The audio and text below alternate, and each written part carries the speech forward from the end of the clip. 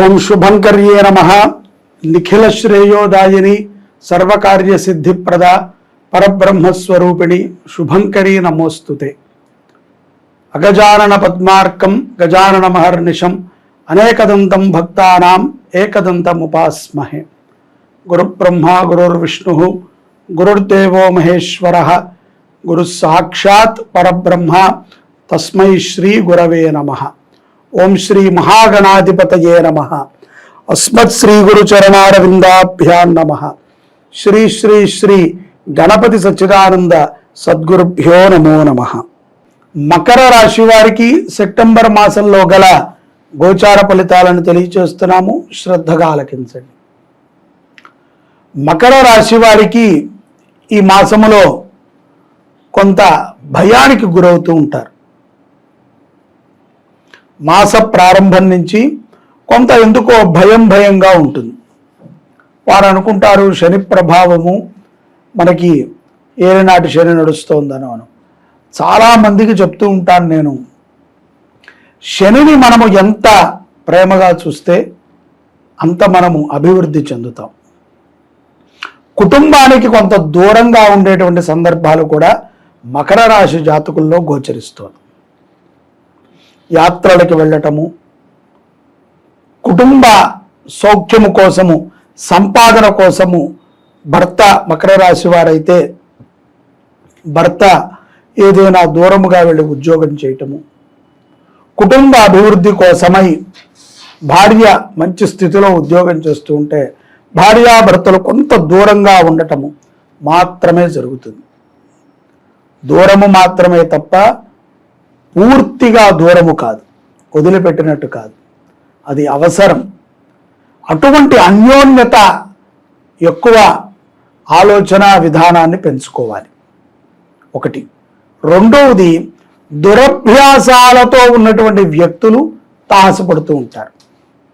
ఒరే రారా, ఇది పని చేద్దాం, ఆ పని చేద్దాం, అది తీసుకుందాం, ఇది తీసుకుందామని ఎక్కువగా చెడగొట్టేటువంటి వ్యక్తులు తాహసపడుతూ ఉంటారు.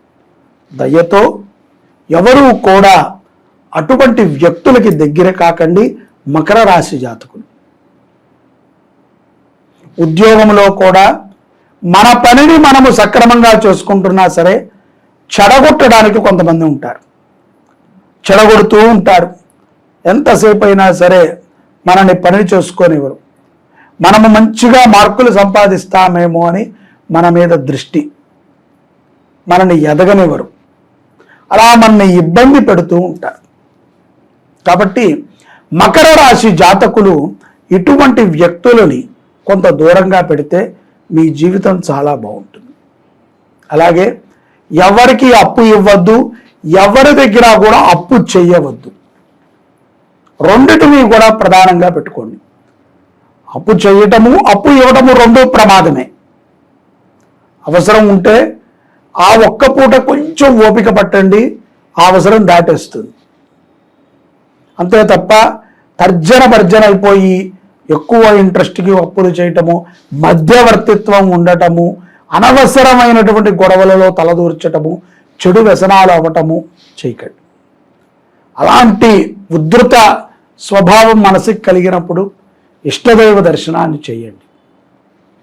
వ్యాపారవేత్తలు కూడా తమ వ్యాపారములని అభివృద్ధి చేసుకుంటంలో కొంతమందిని కలుపుకుంటూ ఉంటారు.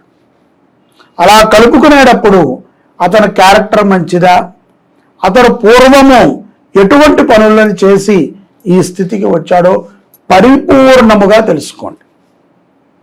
తద్వారా అతనితో మీరు చేసేటువంటి వ్యాపారము మీకు ఎంతో అభివృద్ధినిస్తుంది. చెడు వ్యక్తులతో కలవద్దు, చెడు వ్యక్తులు బాగా పరిచయం అవుతారు. మకర రాశి జాతకులు ఈ చెడు వ్యక్తులతో, చెడు స్వభావితులతో చాలా జాగ్రత్తగా ఉండాలి. కొన్ని సందర్భాల యందు ఆడవారు, విదేశాలలో ఉన్నటువంటి స్త్రీలు కూడా మోసపోతూ ఉంటారు. చాలా తెలివైన వారు అని మనం అనుకుంటాం, కానీ మనకన్నా తెలివైనటువంటి వారు ఈ విశ్వంలో అనేక మంది ఉంటారు. మసిపూసిన మారేడుకాయల్లాగా మన చుట్టూనే తిరుగుతూ మనని అవసరానికి వాడుకుని నిందలన్నీ మన మీద వేసి పోతారు. ఆ అవమానాన్ని తట్టుకోవటం కొంత కష్టంగా ఉంటుంది. అయినప్పటికీ మిమ్మల్ని నమ్మేవారు ఉన్నారు, మిమ్మల్నే నమ్ముకున్న వారు ఉన్నారు, మీ మాటకి సహాయం అందించేవారు, మీ మాటకి సపోర్ట్ చేసేవారు, మీ మాటకి జవదాటని వారు కూడా ఉన్నారు. వారి కోసమే మీరు దృఢంగా ఉండాలి. ఇలా మధ్యలో వచ్చి ఏదో తాత్కాలికమైనటువంటి మాటలని చెప్పి మోసం చేసి మీ ధనాన్నో మీ యొక్క వస్తువులనో మీ యొక్క మనోభావాన్నో దెబ్బతీసిన వ్యక్తులని గుణపాఠం చెప్పడం తథ్యం. కొంత ఓపిక పట్టండి. తప్పనిసరిగా వారు గుణపాఠం మనం చెప్పవచ్చు, ఆ రోజు మీకు వస్తుంది. కాబట్టి ఎవరిని పడితే వారిని నమ్మి మధ్యవర్తిత్వము ఆడవారు కూడా ఉండకూడదు. అది చాలా ప్రమాదాలకి దారితీస్తుంది. కుటుంబ సమస్యలని పెద్ద సమస్యలుగా చూడవద్దు. ఏదో సర్దుకుని వెళ్ళిపోవాలి. అనేక నక్షత్రాల వ్యక్తులందరూ కూడా కుటుంబంలో ఉంటారు. వారందరికీ ఒకే భావన కావాలంటే కష్టం. అదంతా పూర్వము నడిచేది. ఎందుకంటే అప్పట్లో ఇంత నాలెడ్జీ లేదు జనాలకి, ఇలా మాట్లాడాలి అని. ఏదైతే ఇంటి పెద్ద చెప్తారో ఆ పెద్ద ఆయన చెప్పిన మాటకి అందరూ కట్టుబడి ఉండేవారు. ఇప్పుడు చిన్న పిల్లవాడు పెద్దవాడే, పెద్దవారు పెద్దవారే, మధ్యంతరం వారు పెద్దవారే, ఎవరి ఇష్టానుసారంగా వారు చెప్పుకుంటూ పోతున్నారు. చివరికి ఏదైనా ఒక తప్పిదం జరిగినప్పుడు అందరూ వచ్చి నువ్వు ఉండి కూడా చెప్పలేదని పెద్దవాళ్ళని అంటున్నారు. కాబట్టి పెద్దల మాట సద్దిమూట అన్నారు. పెద్దల మాటని గౌరవించండి, వారు చెప్పిన విధంగా నడుచుకోండి.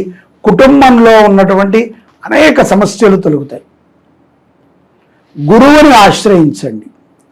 ఈ యొక్క మకర రాశి జాతకులు గురువు ఆశ్రయాన్ని పొందడం చాలా మంచిది. అలాగే గోసేవ చెయ్యండి. ఏలినాటి శనిలో గోసేవని మీరు ఎంత చేస్తే అంత వైభవోపేతంగా మీ జీవితం బాగుంటుంది. గోవుని ఎంత రక్షించగలిగితే అంత, ఎంత మీరు గోసేవ చేయగలిగితే అంత స్వభావం మారిపోతూ ఉంటుంది. టకటక కోపాలు వస్తూ ఉంటాయి. అనవసరమైనటువంటి టాపిక్స్ గురించి మాట్లాడుతూ ఉంటాం. అనవసరమైనటువంటి మాటలు, అనవసరమైనటువంటి ఘోష, అనవసరమైనటువంటి చర్చలు ఎక్కువగా చేస్తూ ఉంటారు సెప్టెంబర్ మాసంలో మకర రాశి జాతకులు. కాబట్టి కొన్ని సమస్యలు అనవసరంగానే వచ్చి పడుతూ ఉంటాయి. భార్యాభర్తల మధ్య ఈరోజు బాగుంది అనుకుంటే రేపు ఏదో చెడిపోవటం. అమ్మయ్య రేపు గడిచింది కదా అని అనుకుంటే ఎల్లుండి అది ఇంకా పెద్దదవ్వటం. చిలికి పెద్ద గాలివాన అయినట్టు అది చాలా ప్రమాదాన్ని తెచ్చిపెడుతుంది. కోపాలు పెరిగిపోతూ ఉంటాయి. ఒకళ్ళ మాట ఒకళ్ళు వినేటట్టు ఉండరు. కాబట్టి గోసేవని చెయ్యండి, అన్నదానము చెయ్యండి. ఈ రెండు మకర రాశి జాతకులని ఎంతగానో రక్షిస్తాయి. ఉద్యోగం లేని వారికి ఉద్యోగాలను ఇస్తాయి. ఉద్యోగమే లేదు కదా స్వామి, మేము ఎలాగా డబ్బులు ఇవ్వాలి గోసేవకి అంటే డబ్బే ఇవ్వక్కర్లా. గోశాలలకు వెళ్ళండి, గోశాలలు శుభ్రం చేయండి, గో సంరక్షణ బాధ్యత తీసుకోండి. మీకు తెలిసిన వారికి చెప్పండి గోసేవ గురించి. అన్నదానం దగ్గరికి వెళ్ళండి, సర్వీస్ చేయండి. డబ్బే కట్టక్కర్లేదు, సర్వీస్ చేయండి. ఉంటే డబ్బు కడతాం, లేకపోతే సర్వీస్ చేస్తాం. డబ్బు కట్టినా కూడా సర్వీస్ చేయవచ్చు. పౌర్ణమి తర్వాత మరింత భక్తి భావనని పెంచుకునేటువంటి మార్గం. ఆ భక్తి భావనలో పితృదేవతల యొక్క అనుగ్రహాన్ని మకర రాశి జాతకులు తప్పనిసరిగా పొందాలి. ఎందుకంటే వాళ్ళకు అవసరం. ఏలినాటి శనిలో ఎవరైతే గనక ఈ యొక్క పితృదేవతల ఆరాధనని నిష్ఠతో చేస్తారో అటువంటి వారికి శని భగవంతుడు పరిపూర్ణమైన అనుగ్రహాన్ని ఇస్తాడు. ఏలినాటి శని ఉన్న ఎవరైనా సరే ఈ యొక్క పితృశాంతులని, పితృదేవతలను స్మరణించుకునేటువంటి సందర్భాలని ఉపయోగించుకోవాలి. వారి యొక్క పితృ పరంపరలోనే ఈ దోష ప్రభావం ఉన్నది కాబట్టే శని మరింత పీడించుకు తింటాడు. అలాంటప్పుడు శని భగవంతుడికి ప్రీతికరమైనటువంటిది ఏమిట్రా అంటే సేవ. తనకి ఎవరైనా సేవ చేసేవాళ్ళు ఉంటే శని భగవంతుడు అటువంటి వారిని బాగా అనుగ్రహిస్తాడు. పితృదేవతల యొక్క అనుగ్రహాన్ని ఈ యొక్క పౌర్ణమి తర్వాత అమావాస్యలోపు తప్పనిసరిగా మకర రాశి జాతకులు పొందాలి. అలా పొందితే ఎన్నో గొప్ప విజయాలను పొందవచ్చు. కోర్టు వ్యవహారాల యందు కూడా ఈ యొక్క పౌర్ణమి తర్వాత మకర రాశి జాతకులు విజయాన్ని పొందగలుగుతారు. రియల్ ఎస్టేట్ వ్యాపారం చేసుకునేటువంటి వారికి ఎంతో లాభదాయకంగా ఉంటుంది. పోయింది అనుకున్నటువంటి కొన్ని వస్తువులని పౌర్ణమి తర్వాత అమావాస్య మధ్యలో పునః పొందుతారు. ఖరీదైనటువంటి వస్తువులను కొనటము, విదేశాలకు వెళ్ళి తిరిగి రావట కొరకై కొంత ధనము ఖర్చు పెట్టుట, ఇటువంటి వాటిని మకర రాశి జాతకులు ఈ పౌర్ణమి తర్వాత అమావాస్య మధ్యలో తప్పనిసరిగా చేస్తారు. ఈ యొక్క అమావాస్య మధ్యలో పితృకాలము అంటారు. పౌర్ణమి నుంచి అమావాస్య వరకు ఈ పితృకాలాలలో తప్పనిసరిగా పితరుల యొక్క ఆరాధనని చెయ్యాలి. బ్రాహ్మణులకి స్వయం పాకాన్ని ఇవ్వాలి. తప్పనిసరిగా అన్నదానము, గోసేవ, గోసంరక్షణ అనేటువంటిది మకర రాశి వారి జీవిత లక్ష్యం. అలా చేసినట్లయితే ఈ ఏలినాటి శని ప్రభావం మరింత తగ్గించుకున్న వారవుతారు. తద్వారా గొప్ప విజయాన్ని పొందుతారు. ముఖ్యంగా విజయం అనేటువంటిది లభించడము అసాధ్యం.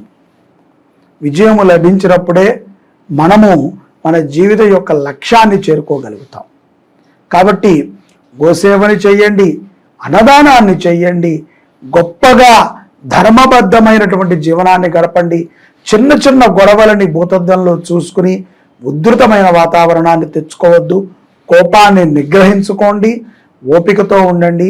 ఊరికిన ఎవరిని ఏది పడితే అది మాట్లాడి దూషణ చేసి ఆ యొక్క దోషాలను మూటకట్టుకోవద్దు. గ్రహముల యొక్క అనుగ్రహాన్ని పొందుతూ మకర రాశి జాతకులు సెప్టెంబర్ మాసంలో దివ్యమైనటువంటి ఫలితాలను పొందుతారని ఆశిస్తున్నాను. సర్వే జనాః సుఖినో భవంతు. శ్రీ శుభంకర్యై నమః.